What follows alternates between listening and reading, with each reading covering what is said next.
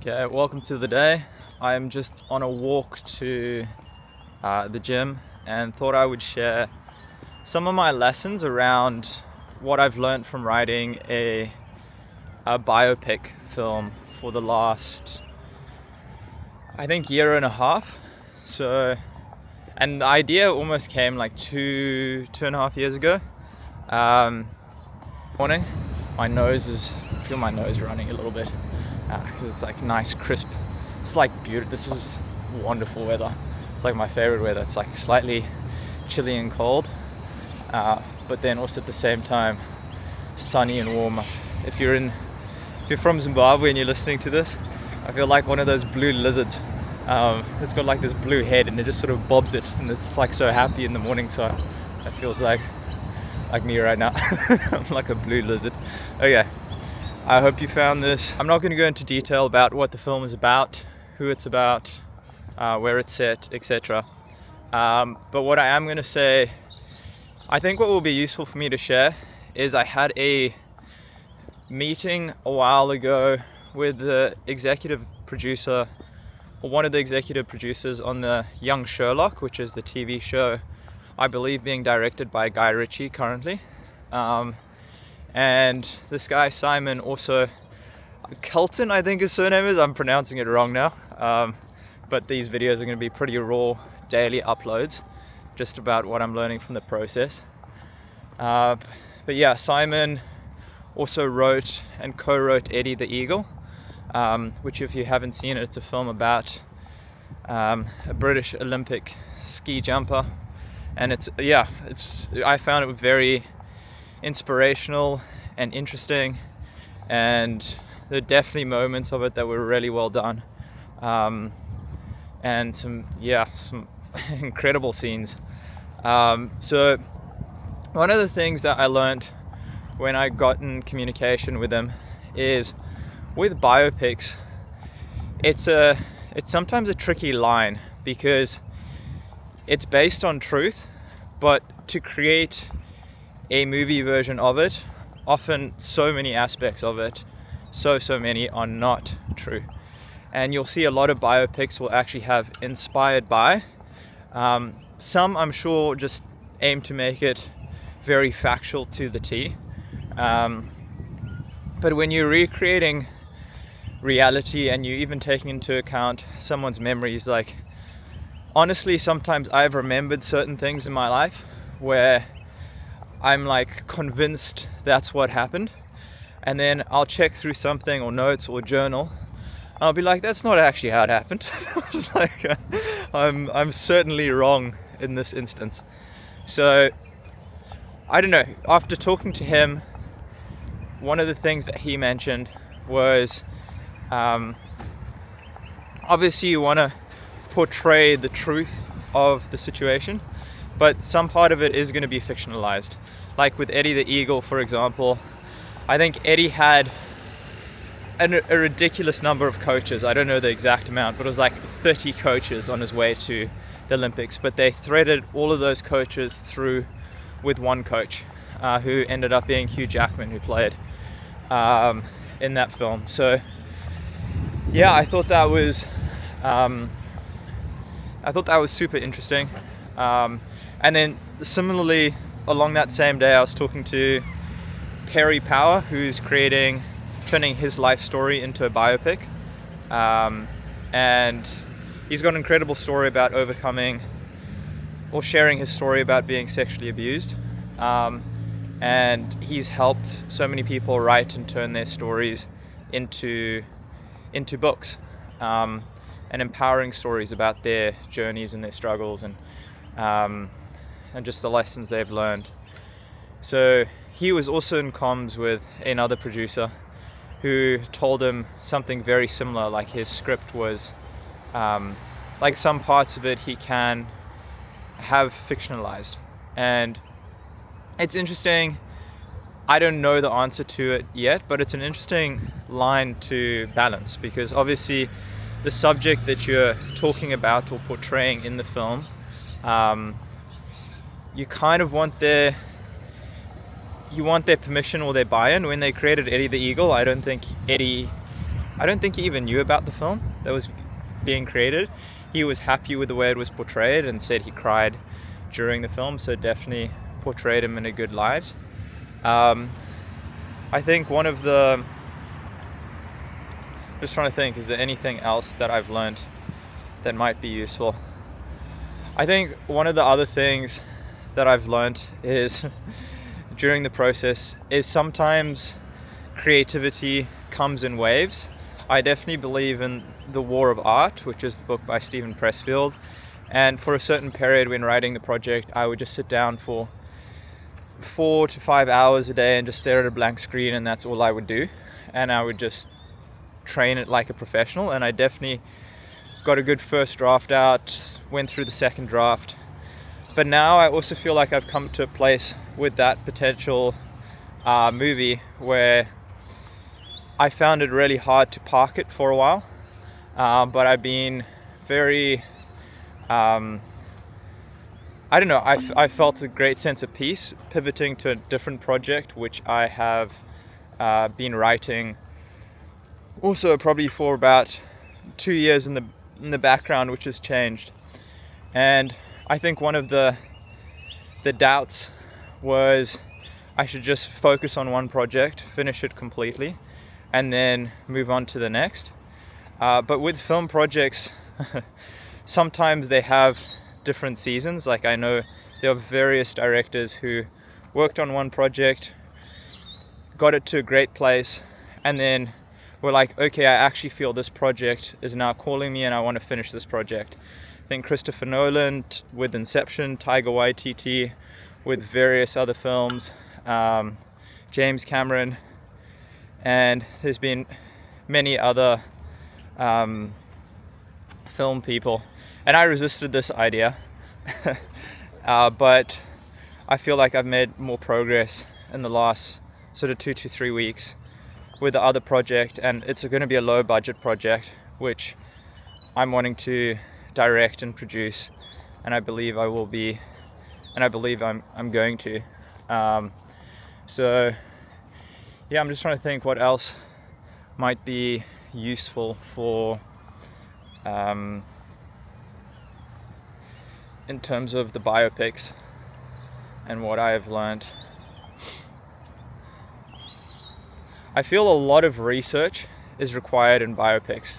So like I had a lot of research on the subject beforehand, but different subjects involved. Like it's fun. Like even so far with the biopic, like worst case scenario, you interview and meet a whole lot of interesting people if you pick a subject you're really interested in, and then you get to meet such a wide variety of interesting people from all walks of life and learn about their stories and the way these stories intermingle, and so that's been a beautiful experience, and like the process in and of itself has been very, very rewarding in that aspect. And I think one of the things that I've really enjoyed is reading out the script to some family members and friends and getting their feedback on different aspects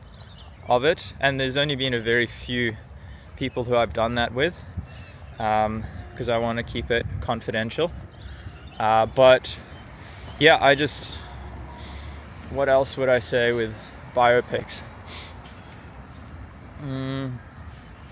that I have learned? I've used Final Draft, the screenwriting software, and I really found, like, with getting the first draft out, having it very unpolished, just giving myself permission to play and create a bad first draft really got me invested in the project and got my mind thinking about the project day to day and the different scenes. I did kind of use Save the Cat as some inspiration, but I felt like as I refined it, I found Save the Cat was a very good base starting point, but as I refined it, the story and the structure started to evolve in a way that I actually really enjoyed reading, and I feel like people who I read it to loved the story. So I know that was also another useful resource. And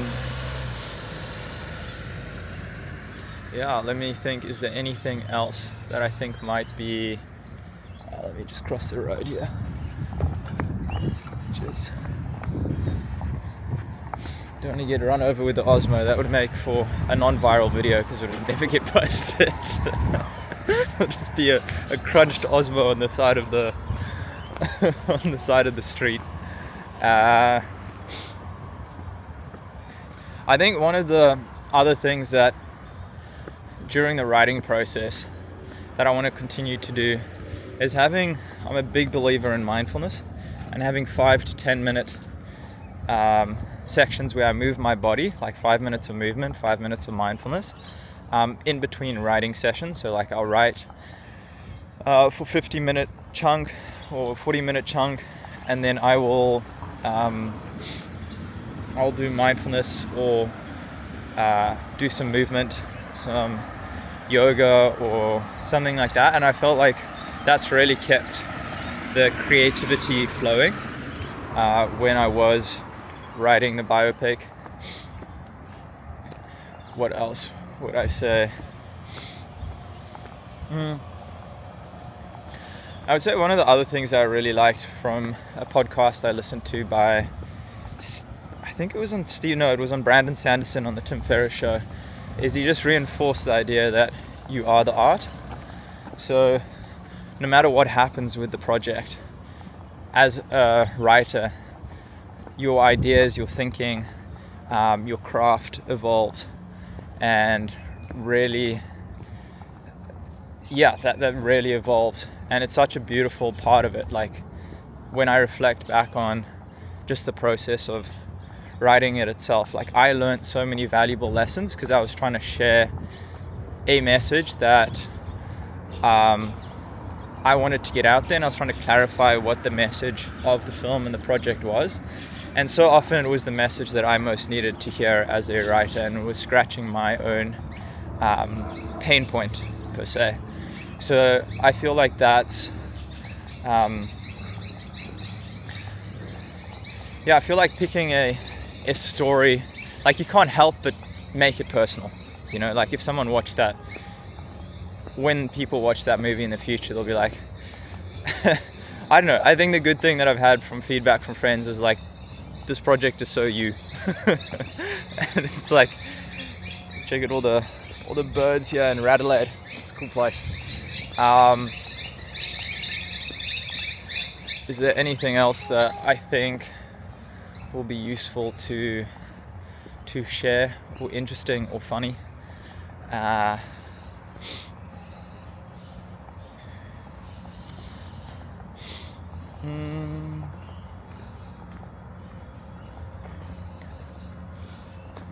think it's being less attached to finishing the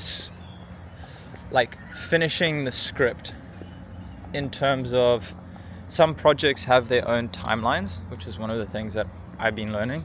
It's like I can try and control the timeline of a project, but there's only a certain amount that's within my control. So sometimes I had beaten myself up or been frustrated with myself for not making as fast progress as I would have liked with it. And then when I've had the delay, there's been a breakthrough with a script, which I've been like, wow, the script couldn't have not had this part in it. It's like if I try to rush towards the finish. And yes, there can be a sense of perfectionism, which is the counter argument to it. And I think I'm still figuring this out. But I do think that there's so many scripts that have been written over 2 to sort of 5 years, and there's a couple on the back burner. And one of the benefits of now I've got multiple scripts which are getting to a finished version. The benefit of that is when you come back to them with fresh eyes, I feel more like an audience member, and I'm not caught in so much of the details. So having those breathers and those breaks from the projects can be incredibly valuable. And also when I am trying to get new projects greenlit, like say straight after the film is released, it's very successful, and then you've got all these producers, studios, other people reaching out to you, best case scenario. If you've already developed and have another film project in your back burner, it becomes much easier to keep the momentum versus it's like, now I've got to wait for 3 months. It's like in sales, you don't capitalize on the half-life of enthusiasm. They often say when someone is very enthusiastic about a product, has a breakthrough, act then. Get them to pay then and there, book the call right then. And obviously you can offer a cooling off period and help them make a wise decision. You're not just trying to push them as a pushy salesman. But if you have, it's just so much easier to get, I believe, just from what I've heard from other directors and from people who've been in the film industry a lot longer than me, is if you're going around to different film festivals and you have something already there to show people right then and there, it just makes a world of difference. That's a bit about today and what I wanted to talk about today. I think the other thing that I learned from Simon was the power of, I don't know, it's almost like a sense of gentleness when you're speaking to me. It's like film projects can be so delicate, and sometimes big egos can help get things off the ground, but they can be a very delicate process. Like, they can be sensitive egos within creating it, and people have to have an unreasonable belief in themselves and in the product, in the project. Often it's like you're taking bigger gambles, bigger risks than some other careers, not all other careers, like compared to Elon Musk sending people to Mars, it's like, it's a very small risk. But I think when you are taking bigger risks than people normally take, it requires a different level of execution and persistence that most people generally have. So just taking that into account, I think, was a useful reminder.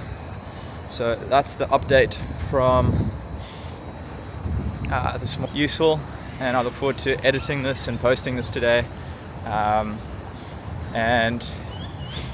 If you have any feedback or thoughts on what I said, I'd love to hear what they are in the comments below. Maybe I need to be more clean shaven tomorrow and get a haircut, but I know my mom watches this, she'll be like, Liam, I told you to get a haircut like 4 weeks ago. What's happening? That is one of my, I would say, not kryptonites, but like life admin. If I'm really passionate about a project or work in general or seeing friends, it's like life admin for me sometimes does not seem important at all. But it is really important, and I do feel like getting a haircut. And I do, when I look in the mirror, I'm like, it would be good for me to get a haircut. So maybe next time you see me talking on camera, I would have had a haircut. Bye for now.